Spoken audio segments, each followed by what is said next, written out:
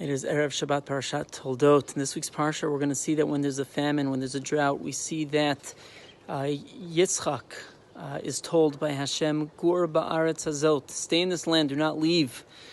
And Yitzchak does so. We don't know a lot about Yitzchak. We know a lot of the stories that we have are from Avram Avinu or from Yaakov. But when it comes to Yitzchak, there's not so much that we have about him being active. In this week's Parsha, this is really where we hear all about Yitzchak. And what we hear is that Hashem tells him to stay in this land. And he's in a place called Nachal Grar. This is in the Negev. It's the place really that we call today Otef Aza. Today where we have all the Yeshuvim surrounding Aza, this is the area where it was. And just like today where it's not easy to be there, also then it was not easy to be there. Yitzchak is there. He finds the old wells that Avram had found, and the Plishtim had filled them in. So he starts digging up some of them, digging up new ones, and the people of Gerar, they take them away, they fight over them. And Yitzchak doesn't give up, he continues. And after that time, or during that time, the people of Gerar, the people of Plishtim, they are jealous of Yitzchak, and they decide, we're going to reach an agreement with him because we see that he's doing well.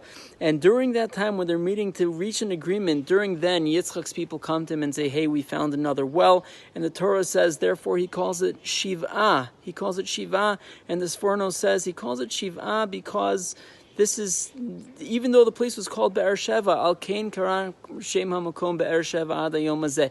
Even though there was a Be'er Sheva that Avram had named Be'er Sheva already after reaching an agreement years ago with the 7 sheep, and those 7 was why it was called Be'er Sheva. However, today it takes on a new name. Be'er Sheva is called Be'er Sheva because of the 7th well.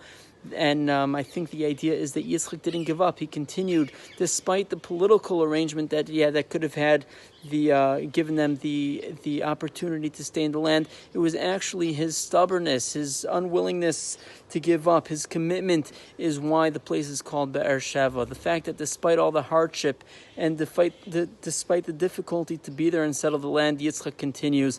And that is something that we're doing here today. Despite the difficulties, we see that we're continuing to fight over the land and not just rely on political arrangements. We've tried that with the neighbors and it doesn't always work.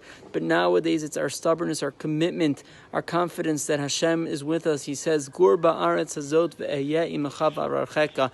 Live in this land, I will be with you and I will bless you. And this is something, the commitment of the Jewish people that is standing for us until today. Our commitment here in the land and abroad in the diaspora, all the Jews that are marching for Israel and sending support for Israel, coming to volunteer in Israel, it is all of this, the holding on to the promise of HaKadosh Baruch Hu that Gur ba'aretz hazot ve'ehyeh imecha v'ararchecha ki lecha ulzaracha natati etein et kol haratzot ha'el.